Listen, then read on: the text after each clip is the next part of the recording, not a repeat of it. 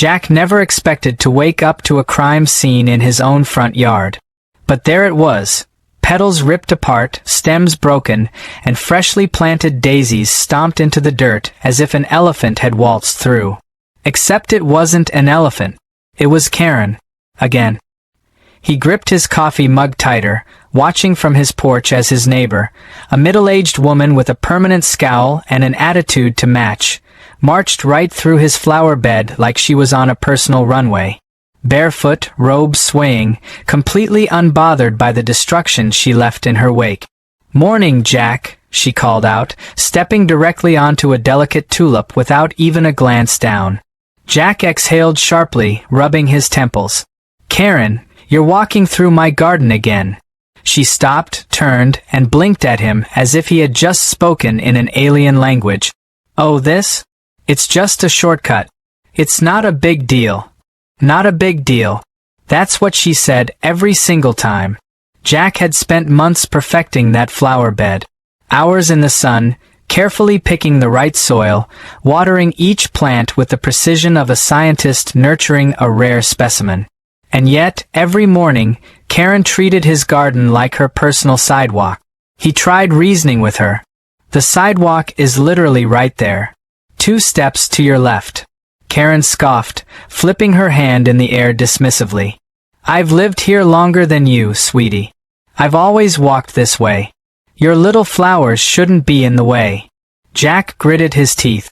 "They're not in the way. They're planted. In my yard. Where they belong." But Karen was already halfway across, trampling over a patch of violets as she strutted toward the mailbox like she owned the entire street. Jack stared after her, feeling his patience unravel thread by thread. He had been polite.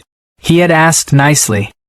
He had even installed a tiny fence, nothing serious, just a decorative border, to signal that this was, in fact, not a walkway. Karen had stepped over it like an Olympic hurdler and kept going without a second thought. Jack took a deep breath and looked at his yard. His beautiful flowers were a mess. Again. Enough was enough.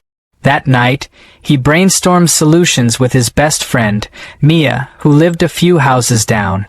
Mia, a sharp-witted woman who had zero tolerance for nonsense, nearly choked on her soda when Jack told her about Karen's latest act of floral destruction. "She what?" Mia sputtered. "She stepped over the fence? Like a human-sized cockroach?" Jack sighed, nodding. "Yep, completely unfazed. I even put up little signs." Mia leaned forward, eyes gleaming. "Okay, but hear me out. What if she couldn't step over it?" Jack frowned. "What do you mean?" Mia grinned. "I mean, make it impossible. What's something no one in their right mind would step on?" Jack thought for a moment, then it hit him. Cacti. Spiky, unyielding, and perfectly capable of defending themselves. The more he considered it, the better it sounded. If Karen wanted to act like his yard was a free-for-all, then nature would be the one to stop her. The next day, Jack went to a nursery and picked out a collection of the most intimidating cacti he could find. He got the tall, towering ones with spines that looked like miniature swords, the short round ones covered in sharp needles, and even a few that were sneakily disguised as harmless little plants. He spent the entire afternoon planting them right along Karen's infamous shortcut. They blended in just enough with the remaining flowers, but up close, they were a minefield of pain waiting to happen. As Jack stepped back to admire his work, he spotted Mr. Thompson, his elderly neighbor, watching from his porch with an amused smirk. "That's a bold move, son," Mr. Thompson chuckled, sipping his iced tea. "You sure she won't just, I don't know, call the police on you for plant aggression?" Jack grinned. "If she does, I'd love to see that police report. Victim trampled unauthorized cacti while trespassing. That'd hold up real well in court." Mr. Thompson let out a wheezy laugh. "Well, this ought to be good." Jack barely slept that night, anticipation keeping him awake. He imagined it over and over. Karen, her usual smug stride, her dismissive wave of the hand, and then bam. The realization. The sharp, unforgiving bite of reality, delivered straight to her bare feet. Morning came, and Jack positioned himself on the porch, coffee in hand, pretending to scroll through his phone. Right on schedule, Karen appeared. Still in her robe, still barefoot, still completely unaware. She marched forward, her expression bored, her pace confident. Then, the second her foot hit the first cactus, the reaction was instant. A piercing scream shattered the peaceful morning air. Karen leaped back so violently that she nearly toppled over, her arms flailing as she tried to regain balance. Her face contorted in shock and agony as she hopped on one foot, gripping the other, which was now adorned with several tiny spines. "What the?" she shrieked, staring at the ground like it had personally betrayed her. Jack took a slow, satisfying sip of his coffee. "Morning, Karen." Her head snapped up, eyes blazing. "What is this?" Jack feigned confusion, gesturing toward his yard. "My new garden. Beautiful, isn't it?" Karen's face turned red, and for a moment, Jack genuinely thought steam might come out of her ears. You did this on purpose." He raised an innocent eyebrow. "Did what? Plant plants? In my yard? How terrible of me." Karen opened her mouth, then closed it, then opened it again like a fish gasping for air.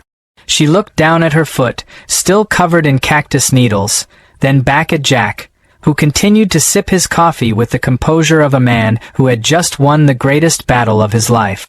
Finally, she huffed, turned sharply, and limped away, one shoe still stuck in the cactus patch.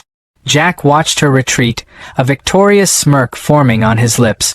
But as he leaned back in his chair, something in Karen's posture made him pause. She wasn't just angry. She was plotting. Jack knew this wasn't over. Not by a long shot. And so, the battle between man and Karen had truly begun. Jack barely had time to savor his victory before Karen launched her counterattack. The morning after her unfortunate encounter with the cacti, she stormed out of her house, still limping slightly but with a new level of determination in her scowl.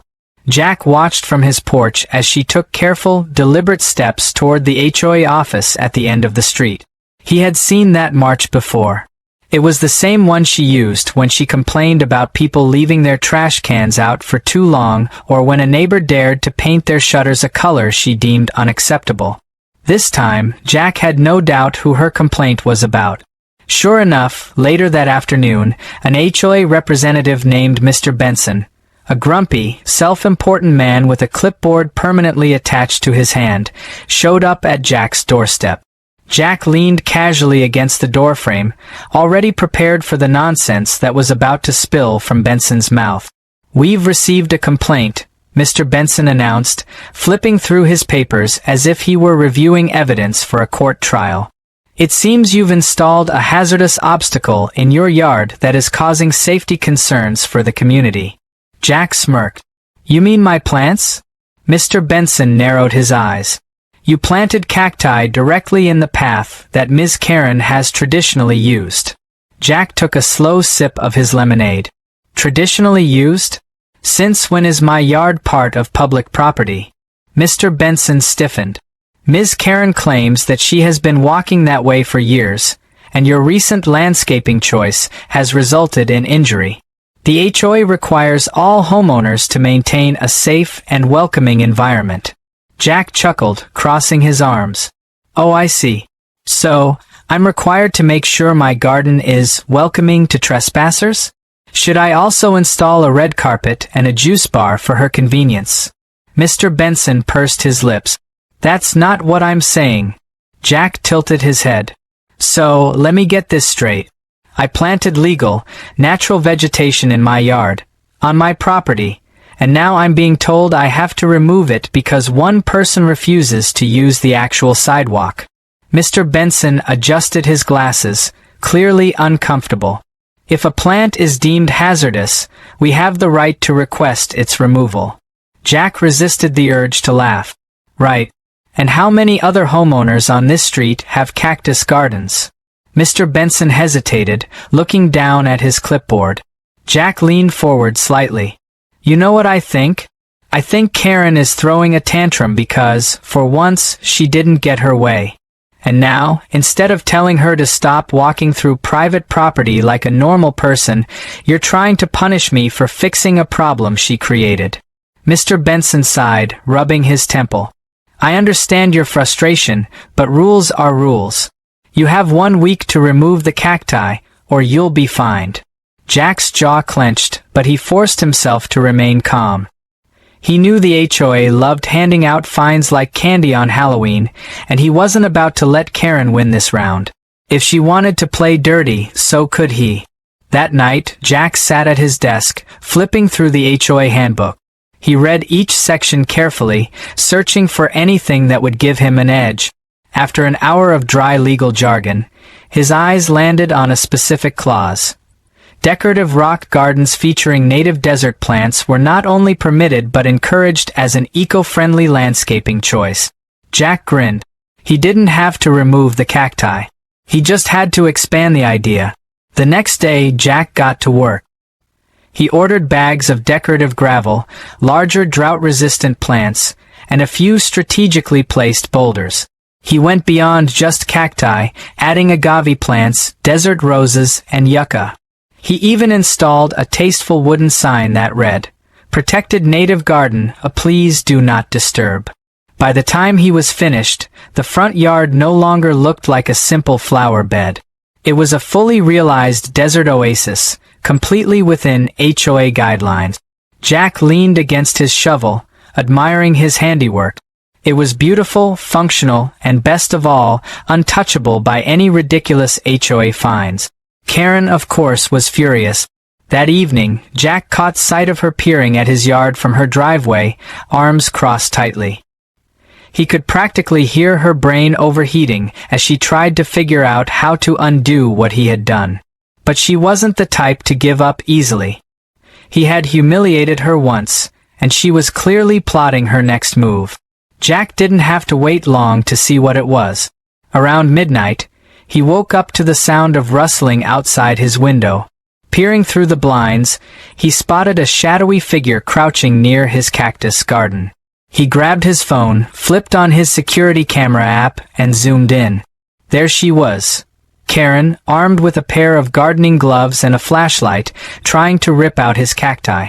Jack shook his head, both amused and annoyed. He tapped the microphone button on his security camera and spoke through the built-in speaker. "Nice night for some trespassing, huh, Karen?" Karen screamed, dropping the cactus she had been wrestling with. She whirled around, eyes wide, her flashlight fumbling in her hands. I was just..." Jack grinned. "Stealing my plants? Damaging my property?" "Both." Karen scrambled to her feet, waving a dismissive hand. "I was, trying to make the neighborhood look better. These cacti are dangerous." Jack laughed. "Oh sure. Because tearing them out with your bare hands is the safest way to go about it." Karen huffed, shoving her flashlight into her pocket.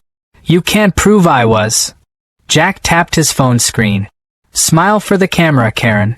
You're live on 3 different security feeds." Karen paled, glancing around as if suddenly realizing that yes, security cameras do exist. Without another word, she turned and bolted toward her house, nearly tripping over her own feet in the process. The next morning, Jack sent the footage to Mr. Benson at the HOA, along with a simple message. "I believe we need to discuss safety concerns regarding trespassers." The response came quickly. Mr. Benson requested a meeting with Karen to address the matter. That afternoon, Jack watched with unfiltered joy as Karen was called into the HOA office. The look on her face was priceless. She had been so focused on removing his plants that she hadn't realized she was digging her own grave. When she returned, she didn't so much as glance in Jack's direction. Instead, she stomped into her house, slamming the door so hard that a nearby wind chime fell off its hook. Jack smiled to himself. The battle had taken an interesting turn. Karen had gone from an overconfident menace to a desperate trespasser in just a matter of days. But something told him she still wasn't done. She had lost this round. But the war? The war wasn't over yet. Jack knew Karen wouldn't go down without a fight. She had been humiliated, caught red-handed trespassing on his property, and exposed to the very HOA she had tried to weaponize against him. But instead of learning her lesson and backing off, Karen did what she always did. She doubled down. The very next morning, Jack spotted her in front of her house, huddled with a small group of neighbors. He recognized a few of them as HOA loyalists, the kind of people who enforced rules with clipboard enthusiasm and took great pleasure in measuring the length of grass blade. Karen was gesturing wildly toward his yard, her voice rising with a mix of frustration and fake concern. Jack didn't need to hear what she was saying to know her plan. She was rallying her troops. Sure enough, within the hour, Mr. Benson arrived again, this time flanked by 2 other HOA board members. Jack sighed, putting down his gardening gloves and strolling over to meet them at the edge of his property. Mr. Benson cleared his throat, his expression unreadable. "Jack, the board has reviewed the latest complaint." Jack folded his arms. "Let me guess. Karen is now claiming my garden is a public nuisance."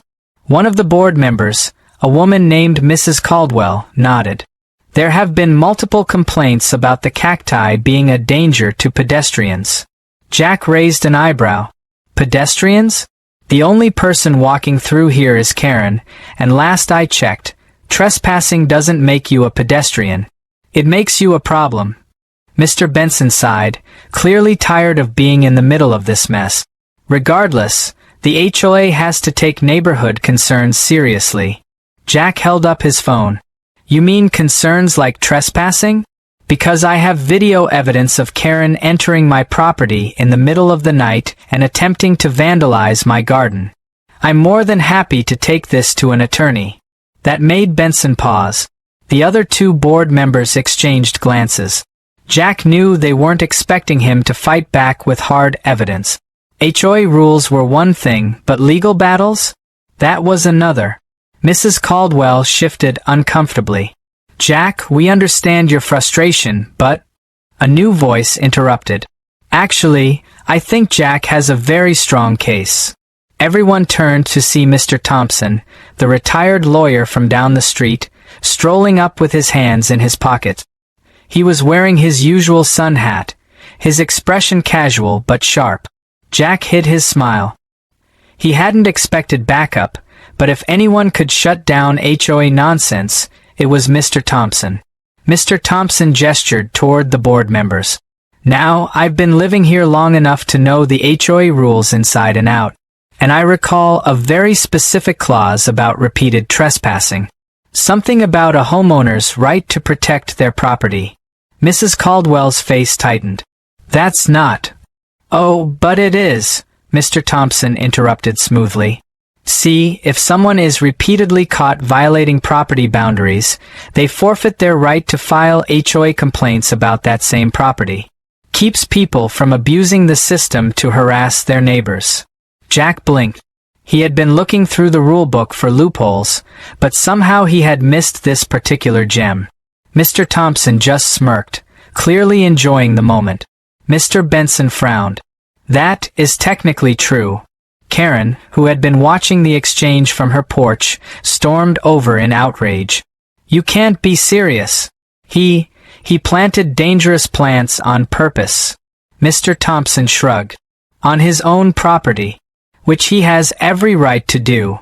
Karen's mouth opened and closed like a malfunctioning ventriloquist dummy. "He set a trap." Jack finally spoke up, his voice as calm as ever. "If I set a trap, Karen, then I guess my entire yard is a trap. Maybe the sidewalk is a trap too. Maybe trees are traps. Should I get rid of my mailbox because you might stub your toe on it?" Karen's face turned an alarming shade of red. "This is harassment." Mr. Benson pinched the bridge of his nose, clearly regretting every life choice that had led him to this moment. "Karen, based on the evidence provided, I don't believe we can enforce any action against Jack." Karen gasped. But what about my foot? I was injured." Jack smirked. "And whose fault is that?" Karen glared at him, but her usual bravado was fading. The board members weren't backing her up, and she knew it. She was running out of options. Mrs. Caldwell, who had looked ready to argue moments ago, now seemed eager to wrap up the conversation. Jack's cactus garden is compliant with HOA landscaping regulations. If there are no further violations, I think we should consider this matter closed. Jack could practically see the defeat settle into Karen's shoulders. She had lost. Karen huffed, spinning on her heel and stomping back toward her house. Unfortunately for her, she had forgotten about the single loose cactus pad that had fallen off during her late-night trespassing attempt. Her foot landed directly on it. The scream that followed was glorious. Jack watched as she hopped on one foot, yanking out tiny spines while cursing under her breath. A few neighbors chuckled from their driveways. Even Mr. Benson struggled to keep a straight face. Karen finally yanked off her shoe, threw it at her porch in frustration, and disappeared inside her house. Mr. Thompson clapped Jack on the back. "Well, that was fun." Jack grinned. "That was the highlight of my week." As the board members awkwardly excused themselves, Jack leaned against his porch railing, watching the street return to normal. For the first time in weeks, he felt a real sense of victory. The next morning, he stepped outside to water his plants, half expecting Karen to make some last-ditch effort to retaliate. But instead, he saw something even better. Karen was walking on the sidewalk for the first time ever. Jack smiled to himself. Nature always found a way.